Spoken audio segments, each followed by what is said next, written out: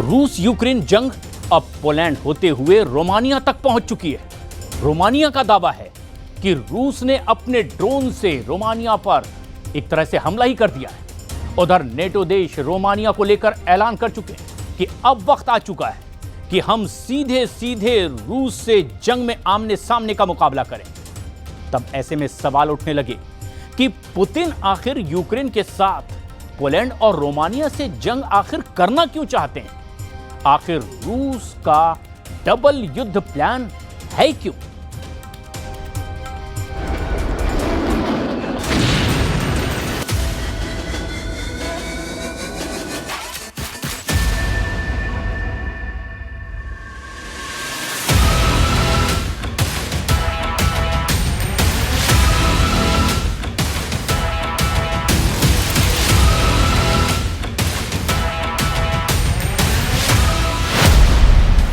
Trump का ऐलान, जंग में उतरा नेटो, पोलैंड के बाद रोमानिया पर हमला। रूस यूक्रेन जंग में तीसरा विश्व युद्ध शुरू हो चुका है। पहले नेटो देश पोलैंड में 20 रूसी ड्रोन्स ने धावा बोला और अब दावा किया जा रहा है कि नेटो देश रोमानिया में रूसी ड्रोन ने 10 किलोमीटर अंदर तक घुसकर रोमानिया समेत सभी नेटो देशों में खौफ पैदा कर दिया है। अब तीसरे विश्व युद्ध की शुरुआत का इसी से अंदाजा लगा सकते हैं कि राष्ट्रपति ट्रंप ने अचानक पलटी मारते हुए नेटो को पुतिन के हाथों मरवाने का पूरा इंतजाम कर दिया है।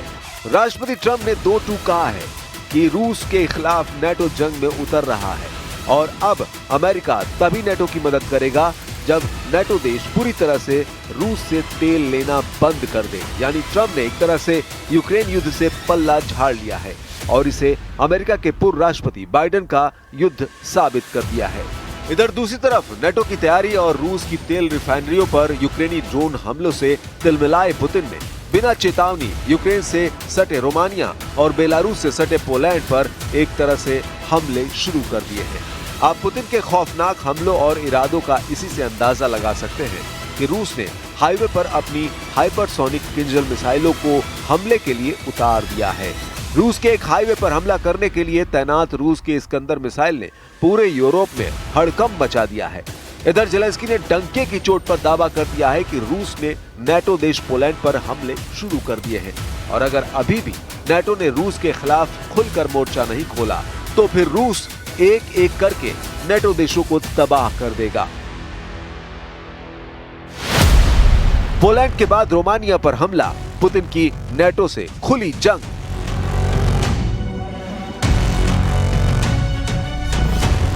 रूस यूक्रेन जंग अब रूस और नेटो जंग हो चुकी है। हम आपको पूरी डिटेल बताने जा रहे हैं, लेकिन पहले आप ये जान लीजिए रूस ने पिछले 24 घंटे में यूक्रेन पे कहां सबसे बड़ा हमला किया है। दावा किया जा रहा है कि रूस ने यूक्रेन के डोनेस्क इलाके में 300 से ज्यादा ड्रोन हमले किए हैं, जबकि पूर्वी यूक्रेन के खार्किव पर लगभग 11 क्रूज मिसाइलों से रूसी सेना ने हमले किए हैं। इसके अलावा यूक्रेन की राजधानी पर एक बार फिर से रूस ने ड्रोन और मिसाइलों से हमले किए हैं, जिससे भारी तबाही का दावा किया जा रहा है।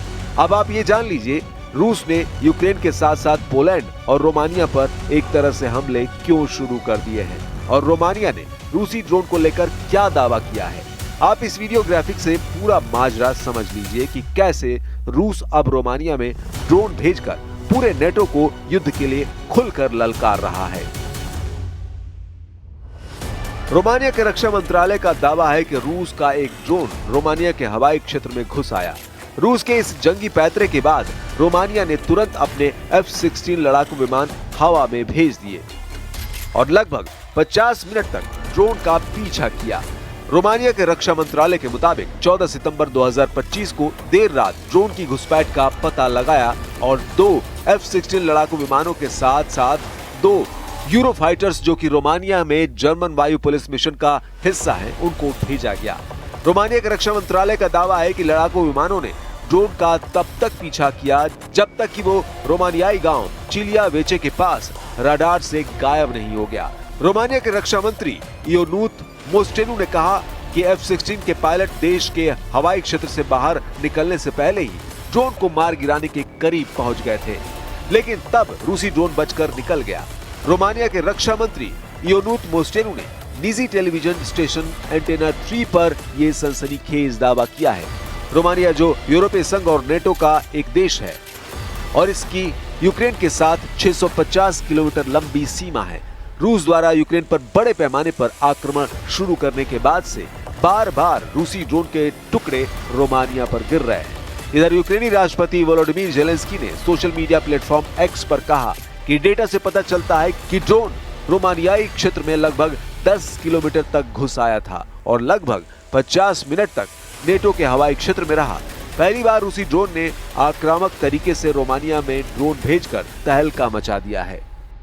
Ніхто в світі просто не має стільки ракет, щоб збивати всі різні види дронів. Ракета, яка коштує мільйон, якою вона не була, просто не може збивати дрони, які коштують десятки тисяч доларів, навіть якщо це 100 тисяч доларів. Це просто неможливо. दूसरी तरफ रूस ने बेलारूस के साथ मिलकर ज़पाद 2025 सैन्य युद्धाभ्यास से यूक्रेन से सटे नेटो देशों में खौफ पैदा कर दिया है। खास तौर से यूक्रेन, पोलैंड, रोमानिया ज़पाद 2025 सैन्य युद्धाभ्यास को देखकर खौफ में आ चुके हैं। रूस और बेलारूस ने संयुक्त सैन्य अभ्यास ज़पाड 2025 शुरू किया है, जिसमें परमाणु क्षमता वाली आर्सेनिक मिसाइलों को भी शामिल किया गया है। यह अभ्यास बाल्टिक और बैरेंट सागर में हो रहा है, जिसका उद्देश्य सेना और क्षेत्रीय कमांड के बीच समन्वय को मजबूत करना है। रूस बेलारूस के इस संयुक्त सैन्य अभ्यास के कारण नेटो देश अलर्ट पर है और अपनी सीमाओं पर अलग अलग युद्धाभ्यास कर रहे हैं। इनमें 10 उत्तरी यूरोपीय नेटो देशों का टेरिसिस 25 और लिथुआनिया का थंडर स्ट्राइक अभ्यास शामिल है। पोलैंड ने भी आयरन डिफेंडर 25 नामक सैन्य अभ्यास शुरू किया है, जिसमें 30,000 सैनिक हिस्सा ले रहे हैं। लेकिन रूस के आक्रामक ज़पाद 2025 सैन्य युद्धाभ्यास की तस्वीरों को देखकर ऐसा लग रहा है कि युद्धाभ्यास नहीं बल्कि बड़े हमले से पहले की तैयारियां हैं। रूसी रक्षा मंत्रालय ने देश की सरकारी मीडिया तास द्वारा जारी एक बयान में कहा कि ज़पाड 2025 या वेस्ट 2025 नामक यह अभ्यास दोनों देशों की सेनाओं के बीच इस वर्ष के संयुक्त प्रशिक्षण के अंतिम चरण में है। 16 सितंबर तक चलने वाला ये अभ्यास बेलारूस, रूस, बाल्टिक सागर और बैरेंट्स सागर में रूस की पकड़ को बेहद मजबूत कर देगा। Перечислять не буду, если вы представляете телеканал «Звезда», вы знаете названия этих группировок и направления их боевой работы. Как на это реагирует противник. Режим взаимодействия автономный. रूस ने 14 सितंबर बैरेंट सागर में एक लक्ष्य पर ज़िरकोन हाइपरसोनिक क्रूज मिसाइल दागी है।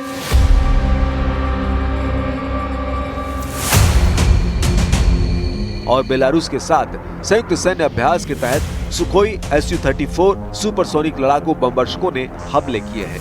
रक्षा मंत्रालय ने कहा कि बेलारूस के साथ रूस का ज़पाड 2025 या पश्चिम संयुक्त रणनीतिक अभ्यास 10 सितंबर को शुरू हुआ, जिसका उद्देश्य रूस या बेलारूस पर हमले की स्थिति में सैन्य कमान और समन्वय को बेहतर बनाना है। रूसी रक्षा मंत्रालय ने उत्तरी बेड़े के एडमिरल गोलोवको फ्रिगेट द्वारा बैरेंट सागर में एक लक्ष्य पर ज़िरकोन हाइपरसोनिक मिसाइल दागे जाने का फुटेज जारी किया। फुटेज में फ्रिगेट से एक मिसाइल को दागते हुए दिखाया गया और वहीं रूस के सुखोई Su-34 की पायलट टीम ने जमीनी ठिकानों पर जमकर बमबारी की है। रूसी राष्ट्रपति व्लादिमीर पुतिन ने 2019 में कहा था कि ज़िरकोन ध्वनि की गति से 9 गुना तेज गति से उड़ सकता है और समुद्र और जमीन पर 1000 किलोमीटर यानी 600 मील से ज्यादा की दूरी तक के लक्ष्यों को भेज सकता है। रूसी मीडिया सूत्रों का कहना है कि रूस में 3M22 ज़िरकोन और नेटो में SSM-33 के नाम से जानी जाने वाली इस मिसाइल की मारक क्षमता 400 किलोमीटर से 1000 किलोमीटर तक है और इसका वॉरहेड भार लगभग 300 से 400 किलोग्राम है। इंटरफैक्ट समाचार एजेंसी के मुताबिक हाइपरसोनिक बैलिस्टिक मिसाइलों से लैस रूसी MiG-31 लड़ाकू विमानों ने कोहराम मचा दिया है। ज़पाड 2025 सैन्य अभ्यास के तहत बैरेंट्स सागर के ऊपर 4 घंटे तक रूसी लड़ाकू जेट MiG-31 उड़ान भरते रहे, जिसमें हाइपरसोनिक बैलिस्टिक मिसाइल किंजल लगी हुई थी। किंजल, जिसका रूसी में अर्थ खंजर होता है, एक हवा से प्रक्षेपित हाइपरसोनिक बैलिस्टिक मिसाइल है जो परमाणु या पारंपरिक हथियार ले जाने में सक्षम है।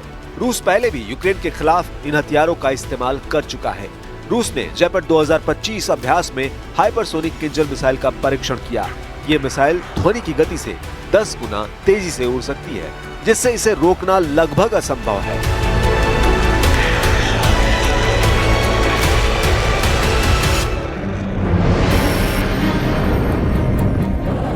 रूस और बेलारूस ने पश्चिमी गठबंधन के साथ बढ़ते तनाव के बीच 13 सितंबर को भी नेटो देशों के पास जमकर बम और मिसाइलों का इस्तेमाल किया। पोलैंड की सीमा के समीप इस युद्धाभ्यास की तस्वीरों को देखिए। ऐसा लग रहा है जैसे पोलैंड पर हमला शुरू हो चुका है। रूस यूक्रेन के सैकड़ों सैनिक, टैंक, तोप, लड़ाकू विमान, रॉकेट ब्रिगेड इसमें भाग ले रहे हैं। Ми запропонували нашу допомогу, тому що Петріоти Польщі в боротьбі з шахедами не допоможуть. І нікому не допоможуть. Це суто зброя проти балістичних ракет, передусім. 50-60 ракет сьогодні виробляє Сполучені Штати Америки, головний виробник в світі, цих ракет на місяць. Коли у нас б'ють 500-800 шахедів на день, зрозуміло, що Петріоти не проти дронів. Петріот 2-3 мільйона ракета, дрон, шахет або герань тощо до $100 тисяч. Тобто таким проти цього не воюють. रूस पर प्रतिबंध की ट्रंप शर्त, रूस से तेल बंद करो नेटो। इधर दूसरी तरफ भीषण होती जंग के बीच राष्ट्रपति ट्रंप ने नेटो के सामने ऐसी शर्त रख दी है कि नेटो अब जंग में बुरी तरह से फंस चुका है। यानी अगर ट्रंप की नेटो ने नहीं मानी तो अमेरिका युद्ध में हिस्सा नहीं लेगा। ट्रंप ने तो यहां तक कह दिया है कि यूक्रेन जंग बाइडेन की जंग है, मेरी नहीं। जरा देखिए ट्रंप ने नेटो के सामने क्या शर्त रख दी है। अमेरिका के राष्ट्रपति ट्रंप ने 13 सितंबर को सभी नेटो देशों को ओपन लेटर भेजा है, जिसमें उन्होंने रूस के खिलाफ बड़े पैमाने पर आर्थिक प्रतिबंध लगाने की बात कही है। ध्यान देने वाली बात यह है कि आर्थिक प्रतिबंध एक शर्त के साथ लगाने की बात कही गई है। ट्रंप ने कहा कि ये प्रतिबंध तभी होंगे जब सभी नेटो देश एक साथ रूस से तेल की खरीद बंद कर दें और समान कार्रवाई शुरू करें। उन्होंने लिखा है कि कुछ नेटो सदस्यों द्वारा रूस से तेल खरीदना चौंकाने वाला है, क्योंकि ये अलायंस की वार्ता क्षमता और रूस पर दबाव बनाने की शक्ति को कमजोर करता है। ट्रंप ने सुझाव दिया है कि नेटो देशों को चीन के खिलाफ 50 से 100 प्रतिबंधित टैरिफ लगाने चाहिए, विशेष रूप से उन वस्तुओं पर जो चीन रूसी पेट्रोलियम खरीदता है। ये टैरिफ रूस यूक्रेन युद्ध खत्म होने के बाद वापस लिए जा सकते हैं। ट्रंप ये मानते हैं कि चीन ने रूस पर काफी प्रभाव रख रखा है और ये टैरिफ उसके इस प्रभाव को कम कर सकते हैं। ट्रंप ने कहा कि ये उनका युद्ध नहीं है। अगर वे राष्ट्रपति होते तो ये युद्ध शुरू ही नहीं होता। उन्होंने इस युद्ध को बाइडेन और जेलेंस्की का युद्ध माना है। उन्होंने ये भी लिखा कि पिछले सप्ताह अकेले 7,118 लोग यूक्रेन युद्ध में मारे गए हैं। ट्रंप ने अपील की है कि सभी नेटो देशों को मिलकर रूस से तेल खरीदना बंद करना चाहिए, तभी रूस पर अमेरिका प्रतिबंध लगाएगा।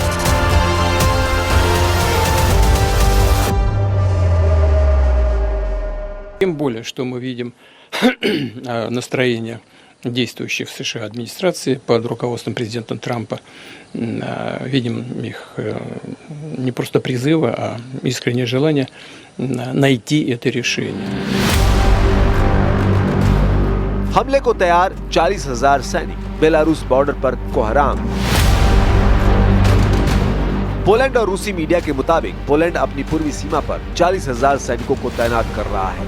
पोलैंड ऐसा इसलिए कर रहा है क्योंकि रूस और बेलारूस द्वारा आयोजित होने वाले जेपर्ड 2025 संयुक्त सैन्य अभ्यास बेलारूस सीमा पर हो रहा है। पोलैंड को डर है कि कहीं जेपर्ड 2025 संयुक्त सैन्य अभ्यास के बहाने रूस हमला न कर दे, इसलिए पोलैंड अपनी सीमा बेलारूस के साथ बंद कर रहा है।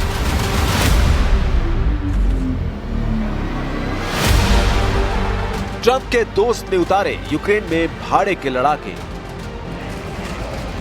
लगातार रूसी खूनी हमलों ने यूक्रेनी सेना की कमर तोड़ कर रख दी है। हालात यह है कि यूक्रेन तमाम कोशिशों के बावजूद रूस का सामना नहीं कर पा रहा है। इधर जब से ट्रंप ने सत्ता संभाली है उसके बाद यूक्रेन युद्ध और ज्यादा खूनी हो चुका है। इसके पीछे ट्रंप की वो चाल भी सामने आई है जिसने दुनिया को हैरान कर दिया है। खबर है कि ट्रंप के बेहद करीबी दोस्त ने भाड़े के सैनिकों को रूस के खिलाफ जंग में उतार दिया है।